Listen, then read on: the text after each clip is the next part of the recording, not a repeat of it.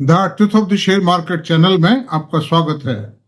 मैं भुवनेश अग्रवाल। नमस्कार दोस्तों, कल एफआईज ने 4300 करोड़ का माल बेचा, फ्राइडे को मतलब, और डीआईज ने 7400 करोड़ का माल खरीदा है। तो 4 दिन के अंतराल के बाद में कल एफआई ने माल बेचा है। लेकिन कोई बात नहीं, ये तो सब ऊपर नीचे चलता रहेगा। और एफआई के मन में क्या है ये कुछ नहीं कहा जा सकता। हालांकि कुछ लोग कह रहे हैं साहब अमेरिका से पैसा निकल के भारत आएगा, तो परिस्थितियां तो ऐसी ही हैं क्योंकि अमेरिका में बाजार गिरते जा रहे हैं। अमेरिका में अब इन्वेस्टमेंट फिलहाल टाइम भी बहुत थोड़े समय के लिए अप्रिशिएबल नहीं। इन्फ्लेशन भी आएगा, ब्याज की रेट तो बढ़ेंगी तो नहीं खैर, लेकिन घटेंगी भी नहीं। इन सारी परिस्थितियों को मद्देनजर रखते हो सकता है थोड़ा बहुत पैसा जो ले गए हैं कुछ देशों में लगाया, कुछ चाइना में, कुछ हांगकांग, शंघाई में, इनमें लगाया है। लेकिन वो तो चलो पड़ा रहेगा थोड़े बहुत टाइम। लेकिन जो अमेरिका से कुछ पैसा, जो माल तो बेच रहे हैं, माल तो कोई ना कोई तो बेच ही रहा है जो गिर रहा है। और ये जो हैवी सेलिंग प्रेशर आता है ये इंस्टीट्यूशन से आता है, बल्क क्वांटिटी उन्हीं के पास, इसलिए बाजार गिर रहा है वहां। तो इसके 2 फायदे होंगे। एक तो भारत को कुछ पैसा मिलेगा, भारत के बाजारों को, और ज्यादा तेज गति से वहां गिरावट आएगी तो एक ट्रंप साहब को भी कुछ थोड़ा सा ये आभास होगा, थोड़ा क्या अच्छी तरह हो जाएगा आभास, कि वो क्या क्या गलती कर रहे हैं, उनके जो नीतियां हैं उनके परिणाम क्या आ रहे हैं। Completely adverse results are coming. Unemployment फैल रहा है, सरकार का रेवेन्यू घटेगा बजाय बढ़ने के, बिजनेस घटेगा और लोगों को महंगी सामान मिलेगा। तो खैर अब ये बड़ी लंबी चर्चा है, पूरा इकोनॉमिक्स के सिद्धांतों के सब कुछ खिलाफ हो रहा है जो कुछ कर रहे हैं, जिसके परिणाम वहां के नागरिकों को भुगतना पड़ेगा। ये बात है। ट्रंप साहब तो राष्ट्रपति हैं, इनको तो कोई कष्ट होना नहीं है, लेकिन वहां के आम नागरिक को कष्ट होगा इनकी नीतियों के कारण, और कुछ अन्य देशों को भी कष्ट होगा। तो आज हम खैर इस बात को तो यहीं सीमित कर देते हैं, कल और चर्चा कर लेंगे, संडे है, फुर्सत से हो सका तो एक वीडियो इस पे बना देंगे पूरा। लेकिन मैं आज चर्चा करना चाहता हूं, बढ़ता हुआ बाजार है भारत का। भारत के बाजारों में निश्चित रूप से सुधार आ रहा है। तो मेरा यही कहना है कि हमको तो एक ऐसी रिसर्च करनी है कि हमको किन शेयरों में अगर इन्वेस्ट किया जाए। मैं कोई रिकमेंडेशन नहीं है मेरी, I am only educator and trainer. तो मेरी कोई रिकमेंडेशन नहीं है, मेरा सिर्फ यही कहना है कि इस तरह के शेयरों पर ध्यान दिया जाए, रिसर्च की जाए ऐसे शेयरों की जिनमें एक लंबे समय तक ग्रोथ बनी रहे, ताकि सीएजीआर बने। सीएजीआर से ग्रोथ होगी, ग्रोथ से सीएजीआर आएगी, सीएजीआर से कंपाउंडिंग होगा। जो शेयर बाजारों में जो मोटा पैसा बनता है इन्वेस्टर का, वो बनता है कंपाउंडिंग से। अगर कंपाउंडिंग का, अगर आप खरीदते रहिए बेचते रहिए, खरीदते रहिए बेचते रहिए, कोई कंपाउंडिंग होगी नहीं, आपको कोई बेनिफिट मिलेगा नहीं। ट्रेडिंग क्यों हार्मफुल है? ट्रेडिंग में एक तो झटके फ्लक्चुएशन, मार्केट फ्लक्चुएशन के कारण सेफ नहीं, और दूसरा लॉन्ग टर्म इन्वेस्टमेंट नहीं रह पाता है, इस कारण से कंपाउंडिंग का बेनिफिट नहीं मिल पाता है। चाहे आप कितनी भी कंपनी रोज खरीदो और बेचो रिलायंस को, but compounding benefit will not remain available, because आपके हाथ में शेयर तो रहा ही नहीं वो। तो अब चलते हैं, आज हम जिन शेयरों पर चर्चा करेंगे वो 3 शेयर हैं, और वो देश की बढ़ती हुई अर्थव्यवस्था के बढ़ते हुए शेयर हैं, जिनके कदमों को रोक पाना या रुकने की संभावना तलाश करना भी व्यर्थ है, बेकार है। वो बढ़ेंगे ही बढ़ेंगे, शेयर भी बढ़ेंगे। जब वर्किंग बढ़ेगी, ग्रोथ आएगी, तो शेयर भी बढ़ेंगे। लंबे टाइम से ग्रोथ देते आए और देते रहेंगे। तो अब एक एक करके चर्चा करते हैं, बहुत लंबी चर्चा नहीं करेंगे ताकि आपका समय कम लगे। और मैं आपसे एक ही बात कहूंगा, फर्स्ट ऑफ ऑल मेरा प्रिंसिपल ये है कि ग्रोथ की संभावनाओं को कैसे तलाशा जाए। ग्रोथ की संभावनाओं को तलाशा जाए, उसके पास मान लो उसकी नेचर कुछ इस तरह की है कि उसको ऑर्डर्स हों उसके पास में, सप्लाई ऑर्डर्स हों। तो एक तो ये कारण है, उसका माल एश्योर्ड हो गया और ऑर्डर पे ऑर्डर मिलते चले जा रहे हैं, तो उसमें ग्रोथ आनी है। सेल साइड सेफ हो गई। अनदर थिंग, उस सेल को कैटर करने के लिए उसके पास कैपेसिटी भी है नहीं, तो कंपनी कंटिन्यूसली एक्सपांशन करती चली जाए। फॉरवर्ड इंटीग्रेशन, प्रॉफिट मार्जिन्स कैसे मेंटेन किए जाए कॉम्पिटिटिव मार्केट में, company continuously forward and backward integration करती चली जाए। Expansion, forward integration, backward integration, ताकि उसको मटेरियल सस्ता मिले। जो दूसरों से खरीदने में मार्जिन देता है, वो जो प्रॉफिट दूसरों को देता है, वो प्रॉफिट उसके पास ही रह जाए। तो B2B एंड B2C दोनों कंपनीज को मैं आज कवर करूंगा इसमें। B2 का मतलब बिजनेस टू बिजनेस जो सप्लाई करता है, और B2C का मतलब बिजनेस टू कंज्यूमर को जो माल सप्लाई करता है। तो दोस्तों, इसमें अब चलते हैं, सबसे पहला शेयर कौन सा होगा। हम आज बात करते हैं हिंदुस्तान एरोनॉटिक्स लिमिटेड की। टुडे इस कंपनी की, कल इसको 62,700 करोड़ का एक ऑर्डर मिला है, जिसको बहुप्रतीक्षित होता प्रचंड हेलीकॉप्टर का ऑर्डर मिला है, जिसमें आधे से भी ज्यादा हेलीकॉप्टर्स जो हैं वो तो थल सेना को दिए जाएंगे और कुछ वायुसेना को दिए जाएंगे। 62,700 करोड़ का ऑर्डर है वो। ठीक है, 3-4-5 साल लगेंगे उस ऑर्डर को पूरा करने में। ऑर्डर की कोई ज्यादा डिटेल नहीं आई है, इतना ही आ पाया है। तो एक तो ये है, पहले से भी 80,000 करोड़ के ऑर्डर मौजूद हैं इसके पास। तो ये ऑर्डर्स की संख्या करीब करीब 1.5 लाख हो गई है। और मैं समझता हूं अभी जो तेजस का वो जो इंजन आ रहा है, 404 इंजन आ रहा है अमेरिका से, उसके कारण भी प्रोडक्शन बढ़ेगा इसका। और कुछ ऑर्डर मिल चुके हैं, कुछ बड़ा ऑर्डर अभी और मिलना है उसका भारत सरकार से। तो कोई ताज्जुब नहीं, ये ऑर्डर जो सप्लाई ऑर्डर्स की जो तादाद है, क्वांटम है, 2 से 2.5 लाख करोड़ भी पहुंच सकती है। अभी पहुंच जाएगी 4-6 महीने में। तो ये मान के चलिए 32,000 करोड़ रुपए की अभी इसकी सेल आई। तो 5 साल का तो ऑर्डर बुक हो गया, आज की तारीख में ही है इसके पास में। ग्रोथ आएगी, उस कारण से 3-3.5 साल में पूरे हो जाते हैं ये, और बाद में और ऑर्डर्स मिलेंगे। वो भी उनका काम भी साइमल्टेनियसली चलेगा, प्रेजेंट मतलब इन पेंडिंग ऑर्डर्स के साथ में चलेगा। तो इस कंपनी की एक तो इस कारण से ह्यूज ऑर्डर्स होने के कारण सेल बढ़ेगी। दूसरा है कि इकोनॉमी ऑफ स्केल बढ़ेगी और स्केल ऑफ ऑपरेशन बढ़ेगा, इसके कारण इसके मार्जिन बढ़ेंगे। तो अभी भी मैं आपको बताता हूं, इसके जो मार्जिन है वो 24% मार्जिन है अभी भी इसके। तो इन मार्जिन के 30-32% तक भी जात पाने की संभावना है, इनकार नहीं किया जा सकता। क्योंकि स्केल ऑफ ऑपरेशन बढ़ने से एक तो रॉ मटेरियल सस्ता आता है, दूसरा बात जो स्टाफिंग का खर्चा है वो घट जाता है। स्टाफिंग है, लॉजिस्टिक है, ये सब खर्चे घटते हैं। तो इसका जो मार्केट कैप है वो 2.80 लाख करोड़ रुपए है, और पेंडिंग ऑर्डर 1.5 लाख करोड़ के हो गए हैं, और इसका पी रेशो 32.3 है इस वक्त। तो अंडर दीस सर्कमस्टेंसेस में इतनी हाई टेक्नोलॉजी, जिसके प्रोडक्ट बताता हूं आपको, तेजस जो ये कंपनी हेलीकॉप्टर्स बनाती है और फाइटर जेट बनाती है, हेलीकॉप्टर बनाती है, उनकी मरम्मत करती है, मेंटेनेंस करती है, उनके पार्ट सप्लाई करती है। तो इस तरह का बहुत बड़ा मतलब एक वैरायटी ऑफ बिजनेस है सिविल एविएशन में। इसकी कोई कंपटीटर नहीं है इस कंपनी का।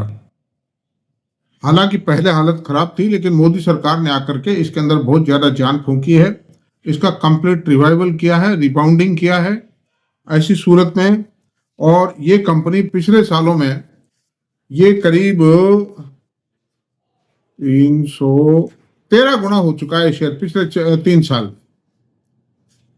4 साल मान लीजिए, 4 साल में 13 से 14 गुना हो चुका है। और डिविडेंड आ गया, वो अलग है। और आने वाले भविष्य में देखिए, निश्चित तो कुछ भी नहीं होता है, लेकिन एक बहुत शानदार रिटर्न की संभावनाओं से इनकार नहीं किया जा सकता। 25% की CAGR मैं समझता हूँ मेंटेन रहेगी, और 25% की CAGR बहुत होती है। डिविडेंड आएगा 25-30% की CAGR है, ज्यादा भी आ सकती है, 20-25 तो रहेगी मैं। तो ऐसी सूरत में शेयर में शानदार एप्रिसिएशन के चांसेस है। इसकी जो प्रेजेंट मैंने आप बता दिया 32.3 का पी रेशो है, जो बहुत रीजनेबल पी रेशो है, और इस पर कई विदेशी एजेंसीज ने, मॉर्गन स्टैनले वगैरह ने इसने भी खरीदे हैं, कल परसों शेयर खरीदे हैं हाल के, और ये रिकमेंडेशन भी दिए कि शेयर 4900 रुपीज हो जाएगा। 4900 होने के बाद में 6000 का भी प्रोजेक्शन दे सकते हैं, है नहीं। मैं ये जनरली यही देखता हूं कि कोई भी, चाहे डोमेस्टिक ब्रोकरेज एजेंसी हो चाहे फॉरेन ब्रोकरेज एजेंसी हो, वो 1200 के शेयर को कहते हैं 1500 होगा, फिर 1500 हो जाता है, फिर कहते हैं 1900 होगा, फिर 1900 हो जाता है 2400 हो जाएगा। इस तरह से वो धीरे धीरे बढ़ा, एकदम नहीं देते हो वो। अगर आज जैसे हाल का शेयर 4200 रुपए, अगर आज वो कहते हैं 8000 हो जाएगा, people will laugh on that. ये एक हास्य का विषय बन जाता है, इसलिए वो धीरे धीरे टुकड़ों में देते जाते हैं।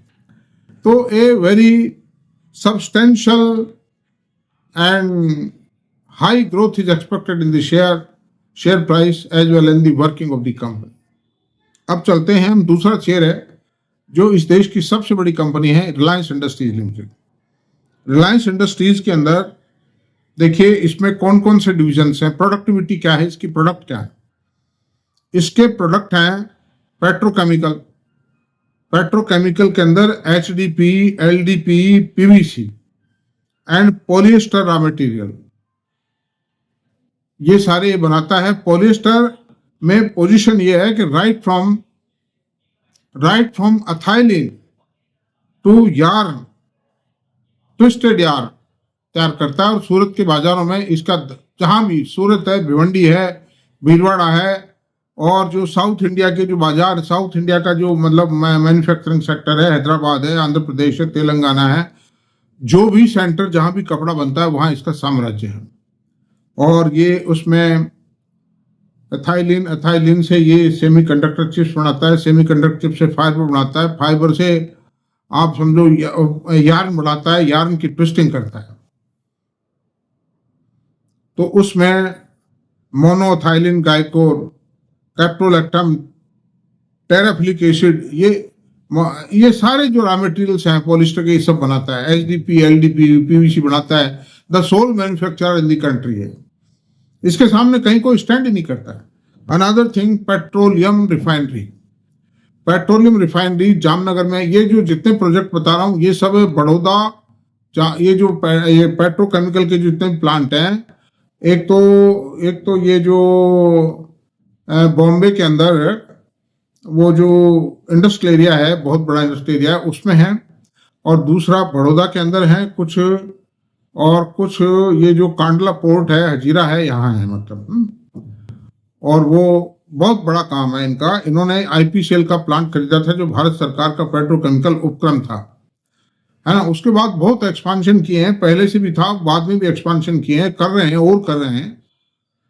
दूसरी बात है कि जामनगर में इनकी जो पेट्रोलियम रिफाइनरी है वो दुनिया की सिंगल लोकेशन पे लार्जेस्ट रिफाइनरी है, और उसमें और दुनिया भर के पॉलीप्रोपिलीन के प्रोजेक्ट उसमें हैं, और उसमें एक गैसिफिकेशन प्लांट भी है। उसके कारण रिलायंस का जो पर बैरल जो मतलब जो ग्रोस रिफाइनरी मार्जिन है वो बढ़ गया, मतलब $1.5 पर बैरल GRM इनका बढ़ गया है। द लार्जेस्ट रिफाइनरी है, बिग, और इंटीग्रेशन है, पावर हाउस है, अंदर रॉ मटेरियल अवेलेबल है। ये रिफाइनिंग है, ये जो गैसिफिकेशन प्लांट है, सिंथेटिक गैस बनाते हैं, waste from the waste of the material, जिसको फिकवाने का पैसा देना पड़ता था इनको, उससे बनाते हैं। अनदर थिंग, KG D6 में जबरदस्त, यानी 3 से 4 करोड़ क्यूबिक फीट गैस निकालते हैं ब्रिटिश पेट्रोलियम के सौजन्य से। जबरदस्त कुएं हैं, मतलब हंड्रेड्स ऑफ किलोमीटर का एरिया है इनके पास में, डीप सी में से। दूसरी बात है, गैस निकालते हैं वहां से तेल भी निकालते हैं, तेल कम निकलता है, गैस बहुत ज्यादा निकलती है। अनदर थिंग, तो ये पेट्रोलियम हो गया, पेट्रोकेमिकल हो गया, ऑयल एंड गैस एक्सप्लोरेशन की बात हो गई। दूसरे इनके जो एक टेलीकॉम के अंदर largest operator of the country telecom operator है ये, मतलब इनके पास 50 करोड़ मोबाइल कस्टमर्स हैं, मतलब 50 करोड़, रफली 40% population of the country is covered by them.